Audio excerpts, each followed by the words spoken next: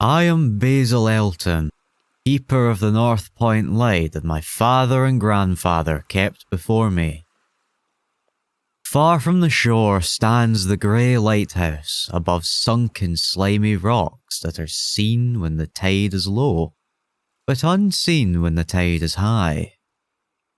Past that beacon for the century have swept the majestic barques of the seven seas. In the days of my grandfather they were many, in the days of my father they were not so many, and now there are so few that I sometimes feel strangely alone, as though I were the last man on our planet. From far shores came those white-sailed grosses of old.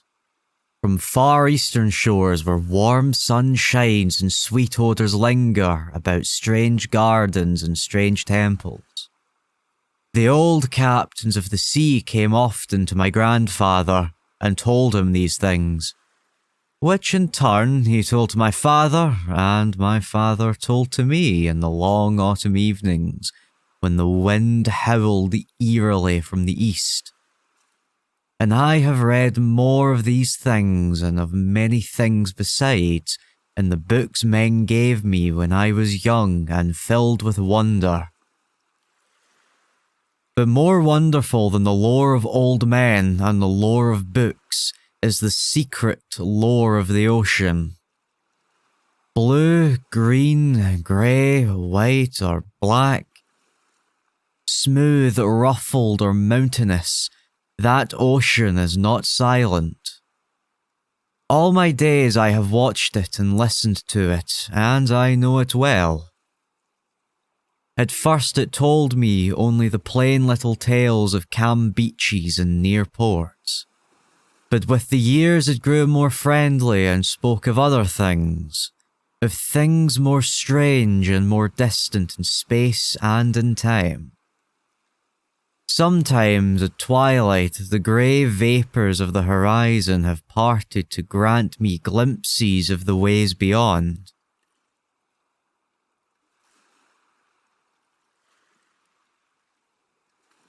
And sometimes at the night the deep waters of the sea have grown clear and phosphorescent to grant me glimpses of the ways beneath. And these glimpses have been as often as the ways that were and the ways that might be, as of the ways that are, for the ocean is more ancient than the mountains, and freighted with the memories and the dreams of time. Out of the south it was that the white ship used to come when the moon was full and high in the heavens. Out of the south it would glide very smoothly and silently over the sea. And whether the sea was rough or calm, and whether the wind was friendly or adverse, it would always glide smoothly and silently, its sails distant and long, strange tiers of oars moving rhythmically. One night I espied upon the deck a man, bearded and robed, and he seemed to beckon me to embark for fair unknown shores. Many times afterward I saw him under the full moon, and ever did he beckon me. Very brightly did the moon shine on the night I answered the call, and I walked out over the waters of the white ship on a bridge of moonbeams. The man who had beckoned now spoke a welcome to me in a soft language I seemed to know well, and the hours were filled with soft songs of the oarsmen as we glided away into a mysterious south, golden with the glows of that full, mellow moon. And when the day dawned, rosy and engulfant, I beheld the green shore of far lands, bright and beautiful, and to me unknown. Upon the sea rose lordly terraces of verdure, tree-studded, and shewing here and there the gleaming white roofs and colonnades of strange temples. As we drew nearer the green shore, the bearded man told me of that land, the land of Zar, where dwell all the dreams and thoughts of beauty that come to men once and then are forgotten. And when I looked upon the Terences again, I saw that what he said was true. For among the sights before me were many things I had once seen through the mists beyond the horizon and in the fluorescent depths of the ocean. There were too many forms and fantasies more splendid than any I had ever known. The visions of young poets who died in want before the world could learn of what they had seen and dreamed. But we did not set foot upon the sloping meadows of Zar. For it is told that he who treads them may never more return to his native shore. As the white ship sailed silently away from the templed Terences of Zar, we beheld on the distant horizon ahead the spires of a mighty city, and the bearded man said to me, "This is Thalaron, the city of 1,000 wonders, wherein reside all those mysteries that man has striven in vain to fathom." And I looked again, at closer range, and saw that the city was greater than any city I had ever known or dreamed of before. Into the sky the spires of its temples reached, so that no man might behold their peaks. And far back beyond the horizon stretched the grim grey walls, over which one might spy only a few rooftops. Weird and ominous, yet adorned with rich friezes and alluring sculptures. I yearned mightily to enter this fascinating yet repellent city, and besought the bearded man to land me at the stone pier by the huge cavern gate Acheryl. But he gently denied my wish, saying, "Into Thalaron, the city of 1,000 wonders. Many have passed, but none returned. Therein walk only daemons and mad things that are no longer men, and the streets are white with the unburied bones of those who have looked upon the Eidolon Lathe that reigns over the city." So the white ship sailed on past the walls of Thalaron, and followed for many days a southward flying bird, whose glossy plumage matched the sky of which it had appeared. Then came we to a pleasant coast gay with blossoms of every hue, where as far inland as we could see basked the lovely groves and radiant arbors beneath a meridian sun. From bowers beyond our view came bursts of song and snatches of lyric harmony, interspersed with faint laughter so delicious that I urged the rowers onwards in my eagerness to reach the scene. And the bearded man spoke no word, but watched me as we approached the lily-lined shore. Suddenly, a wind blowing from over the flowery meadows and leafy woods brought me a scent which I trembled. The wind grew stronger and the air was filled with the lethal, charnel odour of plague-stricken towns and uncovered cemeteries. And as we sailed madly away from that damnable coast, the bearded man at last spoke, saying, "This is Zara, the land of pleasure untainted." So once more the white ship followed the bird of heaven, over warm, blessed seas fanned by caressing, aromatic breezes. Day by day and night after night did we sail, and when the moon was full we would listen to soft songs of the oarsmen, sweet as on that distant night when we sailed away from my far native land. And it was by moonlight that we anchored at last in the harbour of Sonanail, which is guarded by twin headlands of crystal that rise from the sea and meet in a resplendent arc. This is the land of fancy, and we walked to the verdant shore upon a golden bridge of moonbeams.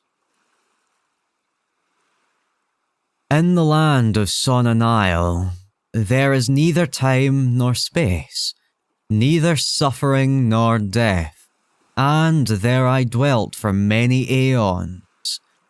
Green are the groves and pastures, bright and fragrant the flowers, blue and musical the streams, clear and cool the fountains, and stately and gorgeous the temples, castles and cities of Sonanail. Of that land there was no bound, for beyond each vista of beauty rises another more beautiful.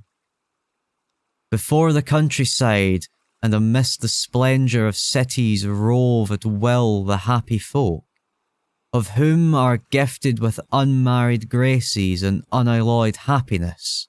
For the aeons that I dwelt there, I wandered blissfully through gardens where quaint pagodas peeped with pleasing clumps of bushes, and where white walks are bordered with delicate blossoms.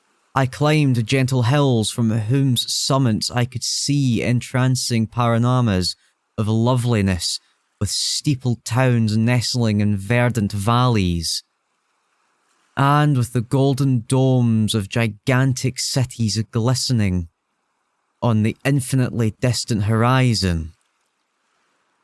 And I viewed by moonlight the sparkling sea, the crystal headlands, and the placid harbour wherein lay anchored the white ship. It was against the full moon one night in the memorial year of Tharp that I saw outlined the beckoning form of the celestial bird, and felt the first stirrings of unrest. Then I spoke to the bearded man, and told him of my new yearnings to depart from the remote Cthulhu, which no man hath seen, but which all believe to lie beyond the basalt pillars of the west. It is the land of hope, and in it shine the perfect ideals of all we know elsewhere, or at least so men relate. But the bearded man said to me, "Beware of those perilous seas wherein men say Cthulhu lies. In Sonanail there is no pain nor death, but who can tell what lies beyond the basalt pillars of the west?" Natheless, at the next full moon I boarded the white ship, and with the reluctant bearded man left the happy harbour for untravelled seas.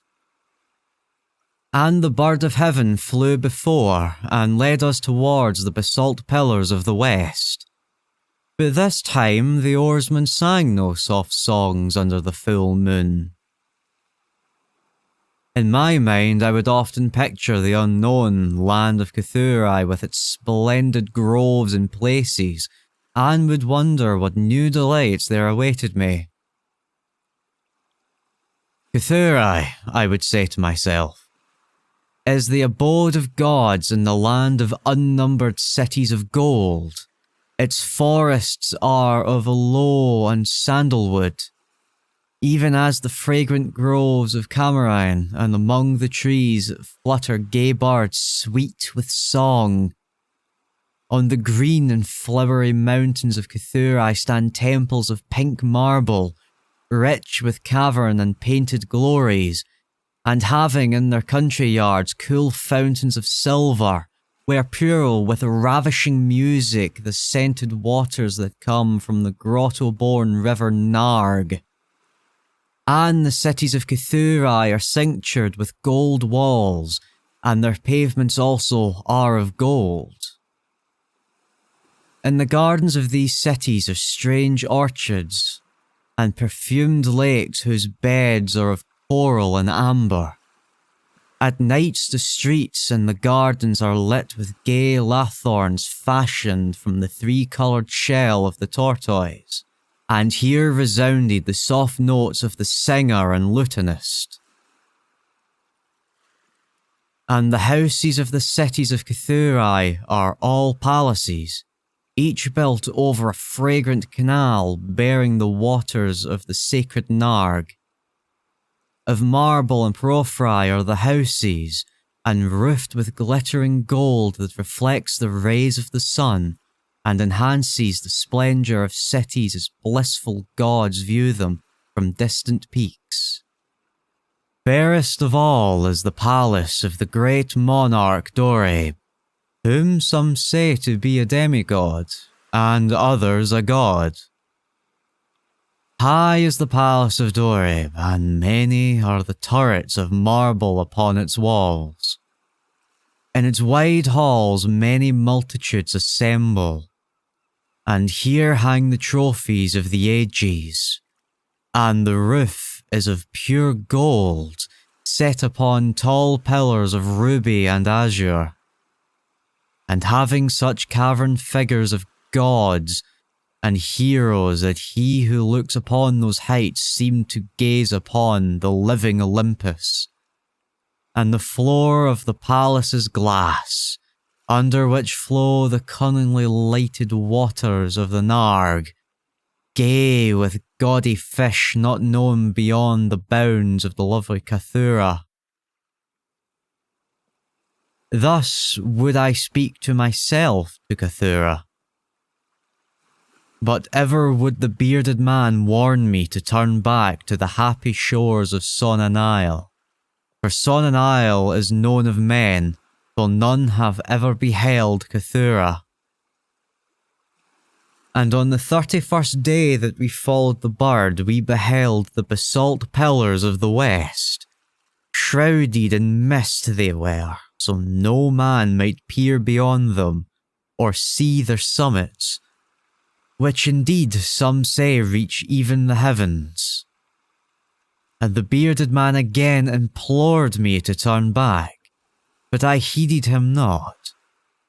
For from the mists beyond the basalt pillars I fancied there came the notes of the singer and the lutenist, sweeter than the sweetest songs of Sonanail, and sounding mine own praises, the praises of me, who had voyaged far under the full moon and dwelt in the land of fancy.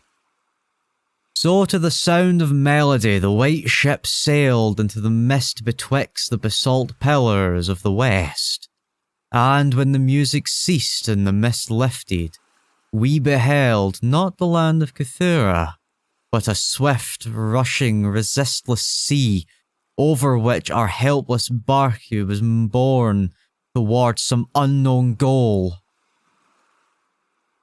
Soon to our ears came the distant thunder of falling waters, and to our eyes appeared on the far horizon ahead the titanic spray of a monstrous cataract, wherein the oceans of the world dropped down to abysmal nothingness. Then did the bearded man say to me with tears on his cheeks, "We have rejected the beautiful land of Sonanail, which we may never behold again. The gods are greater than men, and they have conquered." And I closed my eyes before the crash that I knew would come, shutting out of sight of the celestial bird which flapped its mocking blue wings over the brink of the torrent. Out of that crash came darkness, and I heard the shrieking of men and of things which were not men. From the east, tremendous winds arose and chilled me as I crouched on the slab of damp stone which had arisen beneath my feet. Then, as I heard another crash, I opened my eyes and beheld myself upon the platform of that lighthouse from whence I had sailed so many aeons ago. In the darkness below there loomed the vast blurred outlines of a vessel breaking upon the cruel rocks, And as I glanced out over the waste, I saw the light had failed for the first time since my grandfather had assumed its care. And in the later watches of the night, when I went within the tower, I saw on the wall a calendar which still remained as when I had left it, at the hour I sailed away. With the dawn, I descended to the tower and looked for the wreckage upon the rocks. But what I found was only this: a strange dead bird whose hue was as of the azure sky, and a single shattered spar of a whiteness greater than that of the wave tips or the mountain snow. And thereafter the ocean has told me its secrets no more. And though many times since has the moon shone full and high in the heavens, the white ship from the south came never again.